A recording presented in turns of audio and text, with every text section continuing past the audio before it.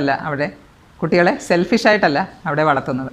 എപ്പോഴും think of others, മറ്റുള്ളവരുടെ കാര്യം കൂടെ നോക്കി വേണം ജീവിക്കാനെന്ന് ചെറിയ പ്രായത്തിൽ തന്നെ പറഞ്ഞു കൊടുക്കുകയാണ്. നേരത്തെ തന്നെ ഷെയറിങ്ങും കെയറിങ്ങും എല്ലാം ബാലപാഠമായിട്ട് തന്നെ പഠിപ്പിക്കുകയാണ്. സംസാരിക്കുന്നതിന് മുമ്പ് തന്നെ വളരെ ആലോചിച്ചാണ് കുട്ടികൾ സംസാരിക്കുന്നതും ഇടപഴകുന്നതും. കൂടുതൽ കരയുകയോ കൂടുതൽ ബഹളം വയ്ക്കുന്നതോ ജപ്പാനിലെ കുട്ടികളുടെ രീതിയേ അല്ല. സ്കൂളിലോ പാർക്കിലോ എവിടെയാണെങ്കിലും വളരെ വെൽ ബിഹേവ്ഡാണ് അവർ. ഏഴാമത്തെ കാര്യം നേരത്തെ പറഞ്ഞത് തന്നെയാണ്. വലിയ ബഹളം വയ്ക്കുകയോ എവിടെയാണെങ്കിലും അവർ ഇരിക്കുന്നിടത്ത് തന്നെ ഇരിക്കുകയും വളരെ നല്ല മാനേഴ്സ് കാണിക്കുകയും ചെയ്യുകയാണ് അവരുടെ രീതി. പിന്നെ എട്ടാമത്തെ കാര്യമാണ് കുട്ടികളെ വളരെ ഇൻഡിപെൻഡൻ്റ് ആയിട്ട് തന്നെയാണ് വളർത്തുന്നത്. ഒരു 7 വയസ്സ് കഴിഞ്ഞ കുട്ടി തന്നെത്താനാണ് സ്കൂളിൽ പോകുന്നതും വരുന്നതുമല്ല. ഇവിടെ കുട്ടികളുടെ സേഫ്റ്റി ഒരു പ്രശ്നമേ അല്ലല്ലോ.